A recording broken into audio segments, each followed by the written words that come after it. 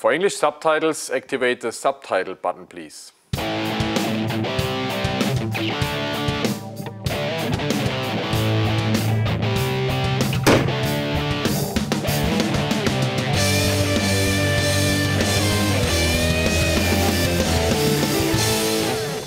Hallo miteinander zur Folge 38 von Reptil TV. Wir hatten ja auf Facebook abgestimmt, was wir machen sollen. Wir hatten euch angeboten Leos, Bardergarn oder Kornattern. Die überwältigende Mehrheit war für die Kornattern. Auch hier im Geschäft wurden wir angesprochen, nur macht eine Kornatter-Folge, E-Mails haben wir gekriegt. Also ihr wollt alle die Kornattern sehen. Natürlich schlechte Nachricht für die Bardis und Leo-Fans. Die paar wenigen, die wir da scheinbar nur haben, machen wir natürlich dann nie. Das will ja keiner sehen, ne? Also bringen wir heute die Kornatter für euch. Jetzt habe ich euch hier mal zwei Tiere als Beispiel mitgebracht. In meiner linken Hand habe ich so ein kleines Klassiktier, also die Wildfarbe, ne? Ihr seht, die fangen schön klein und schnucklig an. Also das ist jetzt ein Tier, die ist vielleicht 2 Monate alt, hat jetzt so 4-5 Mal gefressen, hat jetzt 30 cm so geschätzt hier. Und in meiner rechten Hand habe ich ein adultes Männchen in dem Fall. Das ist Albino Striped von der Farbe, wen es interessiert. Ja, sie werden schon ordentlich groß, ne, wenn man den Vergleich mal hat. Und sie wachsen auch relativ schnell. Also in 2-3 Jahren können sie die Größe hier schon erreichen. Die Maximalgröße, das Interessante bei den Kornattern ist, entgegen den fast allen anderen Schlangen werden die Männchen größer wie die Weibchen. Ein Männchen kann so bis 1,60 m werden, gar 1,70 m. Das Tier, das ihr mal eine Vorstellung hat, das hat jetzt so circa 1,40 m.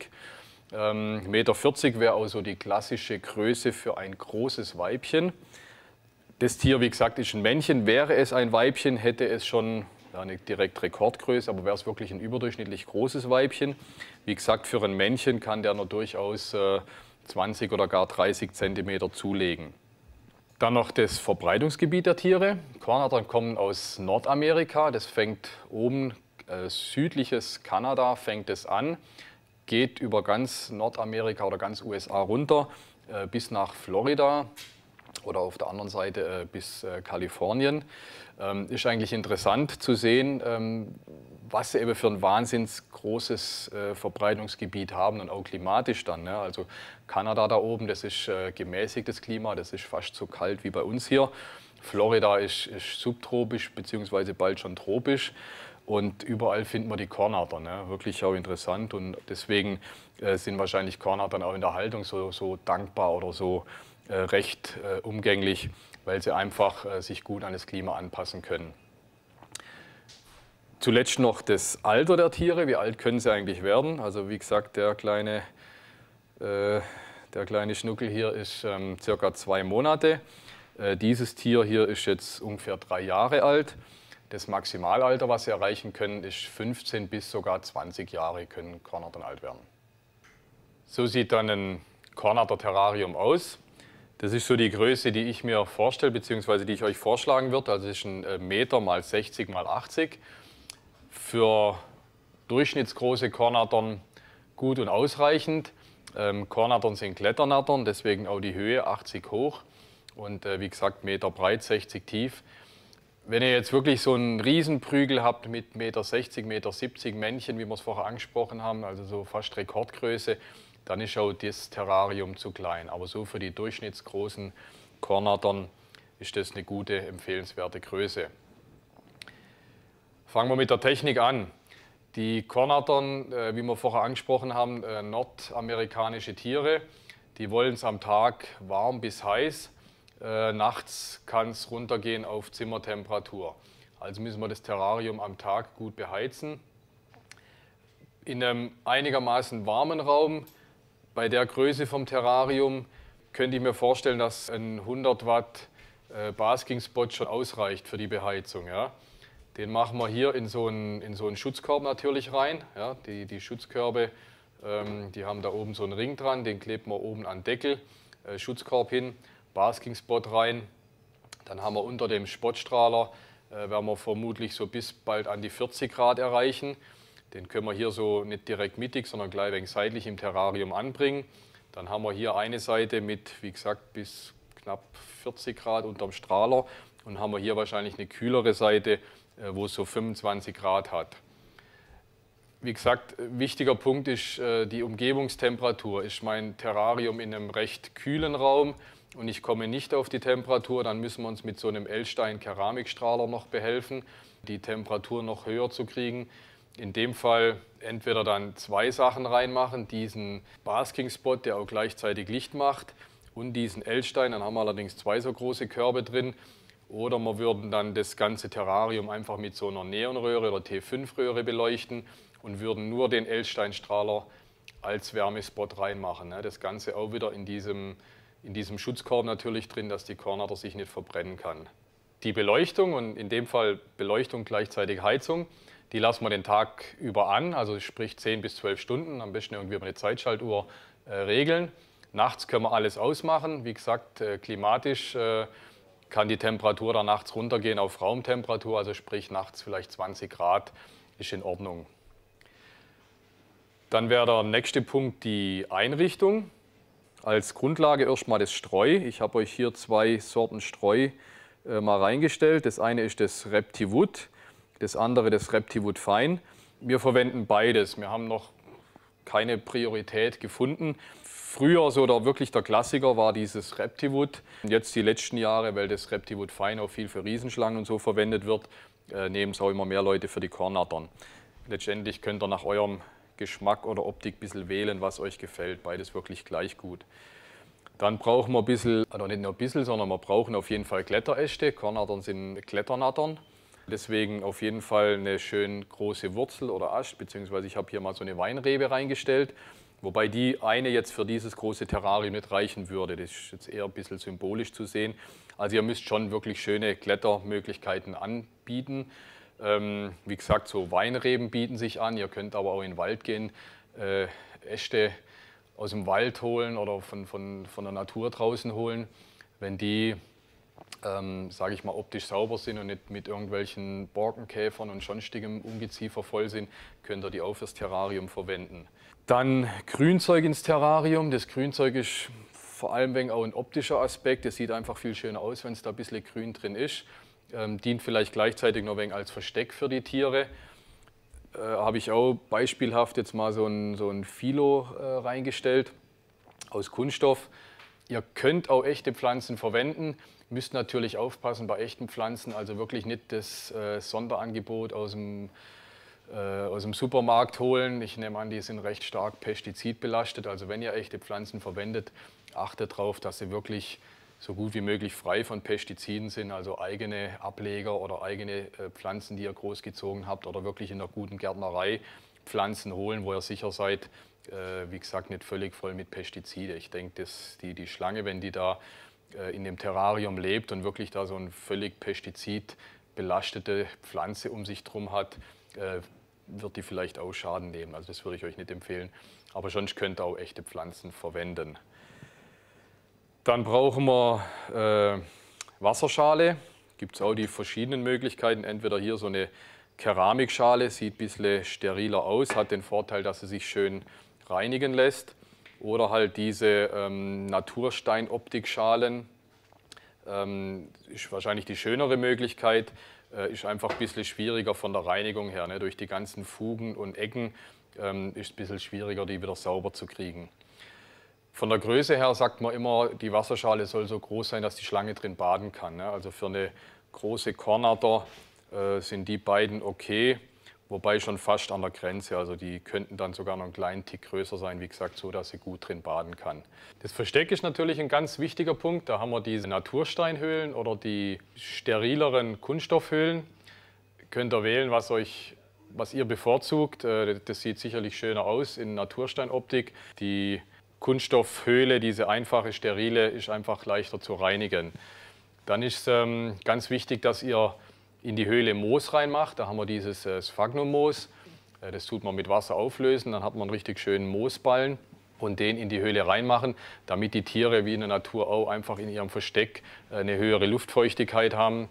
Und es ist eben auch in der Natur so, dass wenn man jetzt in ein Loch im Boden oder in ein Versteck reingeht, dass dort einfach die Feuchtigkeit etwas höher ist. Ne? Und das tut man mit dem Sphagnum-Moos erreichen.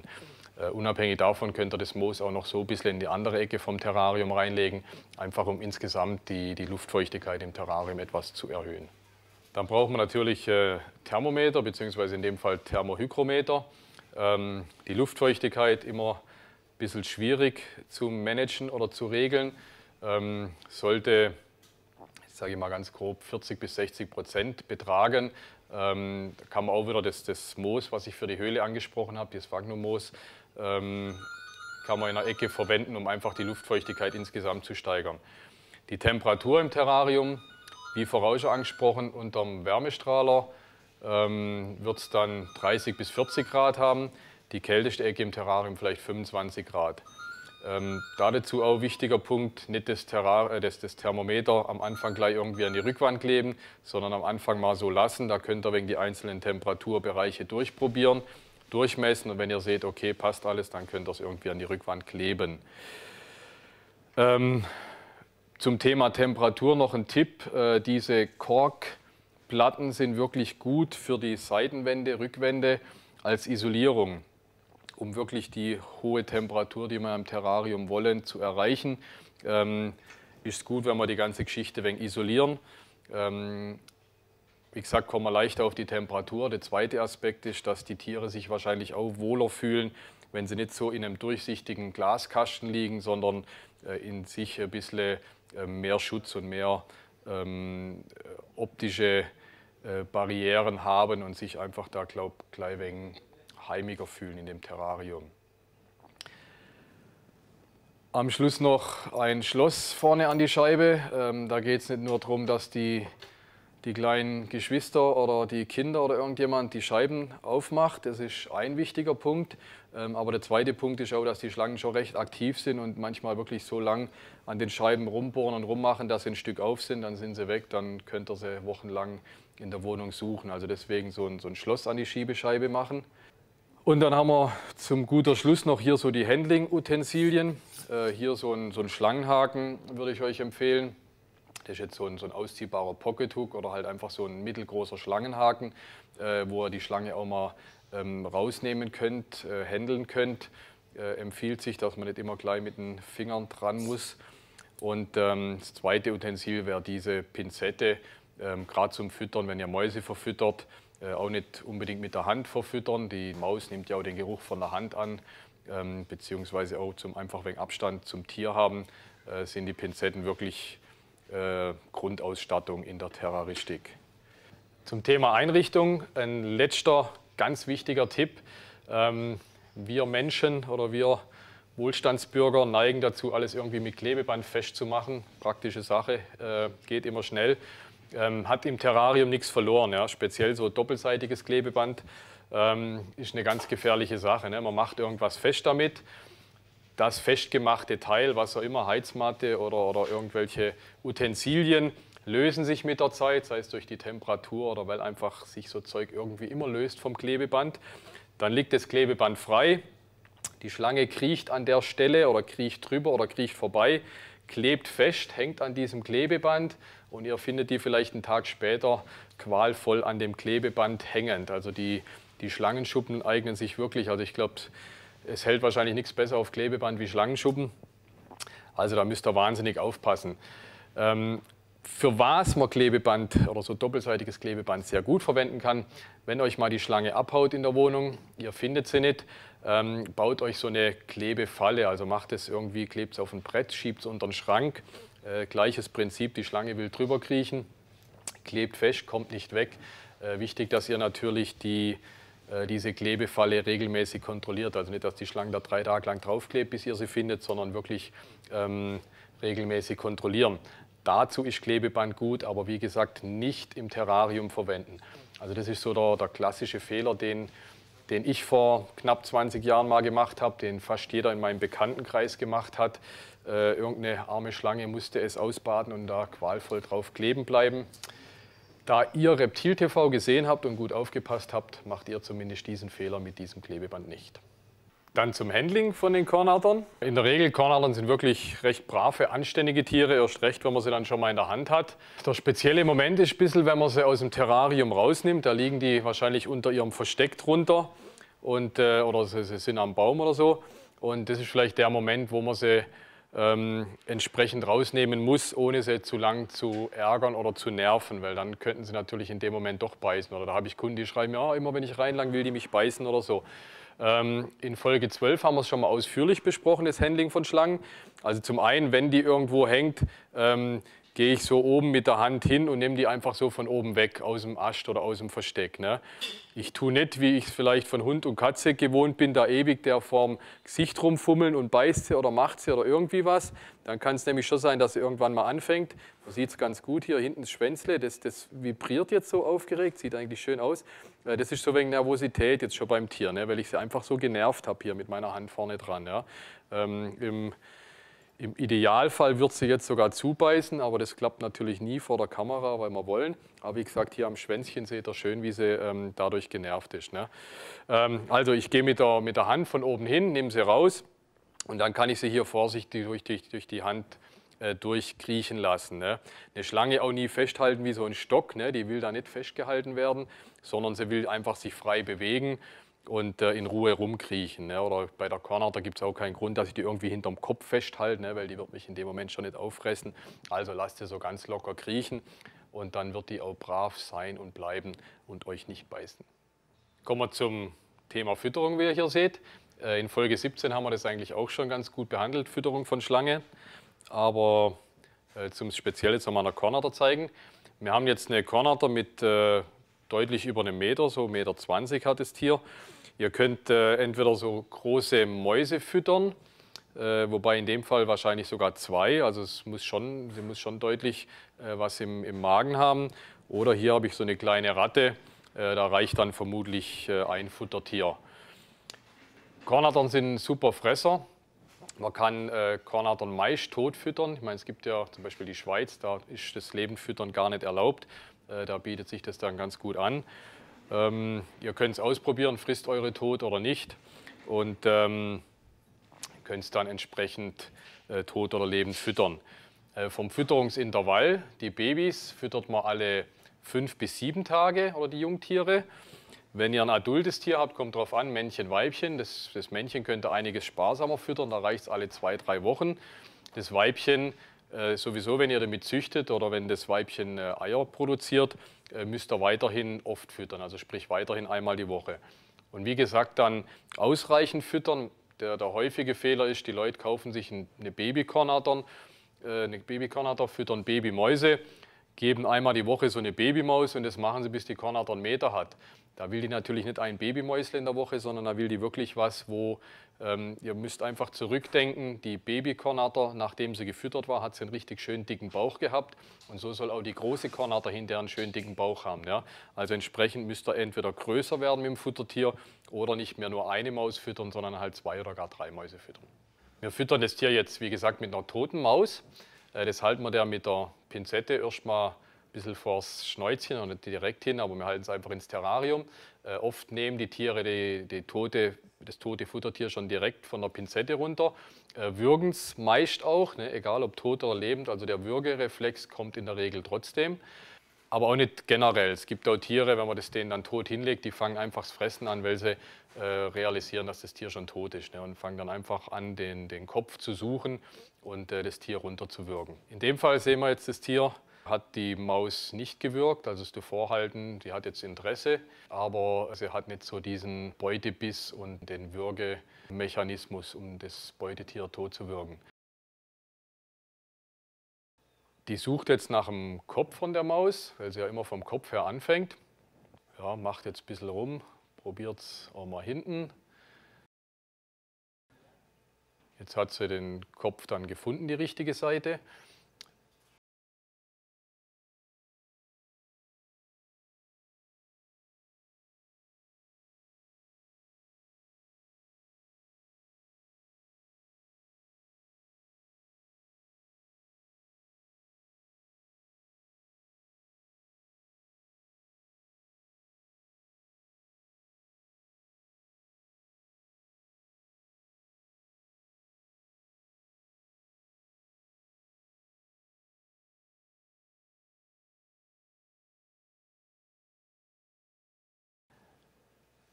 ganz guter Aspekt jetzt hier. Ich werde regelmäßig in E-Mails oder persönlich gefragt, meine Schlange frisst von hinten oder meine Schlange frisst die Maus quer. Ist meine Schlange zu dämlich oder wieso macht sie das? Wenn eure Schlange die Maus von hinten frisst oder quer frisst, dann ist einfach das Beutetier deutlich zu klein. Ne? Dann füttert ihr zu klein, wahrscheinlich schon seit einem halben Jahr die gleiche Futtergröße oder seit einem Jahr. Da müsst ihr deutlich größere Futtertiere nehmen und dann wird die Schlange auch wieder schön von vorne die Maus fressen.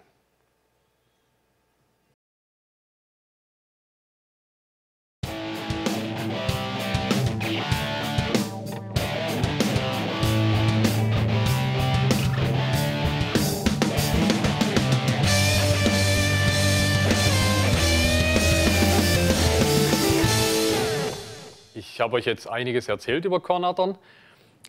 Wie bei allen Tieren, ihr kommt um ein gutes Buch nicht drum herum. Ich predige es nach jeder Tierfolge. Holt euch ein anständiges Buch. Ne? Es gibt mittlerweile wirklich super Bücher, speziell über Kornattern, sogenannte Monographien. Egal welche oder mehr oder weniger egal welches ihr nehmt, aber so die gängigen, die ihr hier seht, die können wir euch durch die Bank weg empfehlen. Lest es durch, wir können in der Viertelstunde nicht alles erzählen, was in so einem Buch drin steht. Er kommt auf keinen Fall drum rum. Ein weiterer Punkt noch hinterher ist die Winterruhe von Kornattern, wo wir oft gefragt werden. Ich persönlich würde gar nicht so wahnsinnig Hype um die Winterruhe machen. Wir haben gehört, dass die bis Florida vorkommen. Da ist das Klima nicht so jahreszeitlich so wahnsinnig unterworfen. Ja. Ihr werdet in der Wohnung automatisch eine leichte Winterruhe haben, weil es in der Wohnung im Winter einfach kälter wird. Das reicht für die Tiere schon, das reicht zur Stimulation. In der Zeit werden sie auch gleich ein bisschen weniger fressen. Aber so wie man es mal ganz früher gemacht hat, mit womöglich in den Kühlschrank stellen oder so, macht heutzutage kaum noch jemand. Ich persönlich mache es bei meinen Tieren auch nicht. Und so wäre meine Tendenz, was ich euch empfehlen kann. Ihr wisst natürlich auch nicht, kommt mein Tier aus Florida, kommt es aus Kanada, beziehungsweise ist Nachzucht in 72. Generation. Deswegen so meine Vorgehensweise. Noch ein ganz wichtiger Punkt, Kotprobe. Macht regelmäßig von euren Tieren Kotproben, am besten einmal im Jahr. Es gibt diese fertigen Sets, kosten gute 20 €.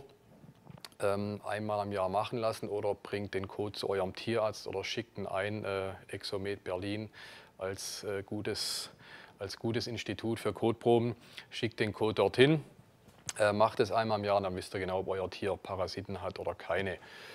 Regelmäßige Frage oder beim Füttern kommt immer wieder so der Punkt, das ist so ein ganz altes Ammenmärchen, ja, ich kann ja meine Schlange erst füttern, wenn die ihren AA gemacht hat oder ihren Bubu oder ihren Kot abgesetzt hat, wie man eigentlich richtig sagen würde. Das ist eine alte Story, also kein Mensch, oder ich würde euch nicht empfehlen, darauf zu achten, meine Schlange hat gekotet, jetzt kann ich sie füttern. Ne? Die hält auch mal ihren Kot zurück, zum Beispiel vor der Häutung hält sie den Kot zurück oder einfach auch so. Ich meine, wir Menschen, wir essen ja auch nicht nur, wenn wir auf dem Klo waren. Also füttert eure Schlange in dem ganz normalen Rhythmus, wie wir es gesagt haben, alle 7 Tage oder alle 5 Tage für ein Jungtier. Und egal, ob die kotet oder nicht. Ich habe auch ganz selten oder eigentlich so gut wie nie einen Darmverschluss erlebt an der Kornatter. Ja? Also ihr braucht keine Angst haben, wenn die mal an der Kloake etwas verdickt ist, dann kann es schon sein, dass der Kot kurz vorm Ausgang steht und das Tier kurz vorm Abkoten ist. Das macht ihr dann auch ganz alleine, da braucht sie euch auch nicht dazu. Nur wenn ihr wirklich eine ganz wahnsinns harte, dicke Verhärtung vor der Kloake seht und dass das wirklich gespannt ist, dann kann es tatsächlich sein, dass die da so einen Kotstau hat. Aber wie gesagt, die absolute Ausnahme. Also standardmäßig macht euch um den AA oder um das Abkoten, macht euch da keine Sorgen. Füttert euer Tierchen ganz normal, die macht es ohne eure Hilfe. Das Kornattern-Thema ist recht umfangreich. Wir konnten euch heute bei weitem nicht alles zeigen. Wir würden euch noch gerne die Farbvarianten zeigen. Die Paarung werden wir euch noch zeigen. Das machen wir dann im nächsten Teil. Also Kornattern Teil 2 wird noch kommen. Dann habe ich noch eine Frage an euch. Ich habe hier ein ganz ausgefallenes, interessantes Tier. Das ist so eine genannte Scaleless Kornatter, also Scaleless, schuppenlos. Es gibt so Tiere, die eben keine Schuppen haben. Das Ganze vererbt sich auch, das ist genetisch. Allerdings ist es auch eine recht umstrittene Sache. Ne? Manche sagen, oh, das arme Tier, das ist ja eine Qualzucht oder dem Tier geht es nicht gut. Also gut gehen tut es dem Tier, es häutet sich einwandfrei. Wir sehen hier die Haut, es frisst einwandfrei. Aber wir sehen natürlich, dass es durchaus eine Grenze ist, die noch über die Farbvarianten hinausgeht. Und wir würden gern, oder ich würde gern von euch wissen, was ihr davon haltet. Interessiert es euch? Sollen wir es euch zeigen? Oder sagt, um Gottes Willen, sowas soll man erst gar nicht propagieren. Gebt uns eure Meinung auf Facebook oder auch über YouTube hier, über den Kanal. Schreibt, was ihr von sowas haltet. Dann freut euch auf die nächste Folge, bleibt uns treu und check my balls.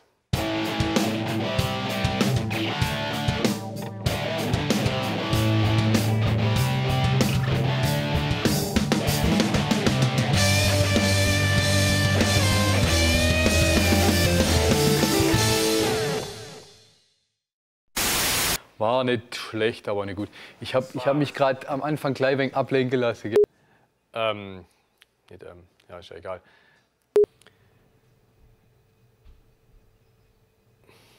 Das war's zur Technik. Ich bin gerade so schön drin. Ich sag euch gleich was. Also ich fand's auch ganz super, echt. Genau. Was ich bei dieser Gelegenheit jetzt gerade loswerden will. Ihr habt mich in der letzten Folge verarscht, weil ich hier immer meine Haare gerichtet habe. Die letzte Folge war die T-Shirt-Folge. Da haben wir T-Shirt gewechselt, T-Shirt aus, T-Shirt an, T-Shirt aus, T-Shirt. Wenn ich das T-Shirt immer ausziehe, dann sehe ich so aus. Ne? Und dann sehe ich aus wie ein Depp. Deswegen habe ich als immer geguckt, dass meine Haare einigermaßen gerichtet sind. Ich bin ein völlig uneitler Mensch, will einfach, habe mein Schwänzchen, ne? Und Hauptsache Haare richtig und dann sieht es ja okay aus. Ne? Und ich werde dahinter so hingestellt, wie wenn ich vor jedem Take hier meine Haare richte. War nur wegen den T-Shirts. Wollte ich euch endlich mal gesagt haben. Oh, ey. Haben es recht gemacht. Ja. Gut.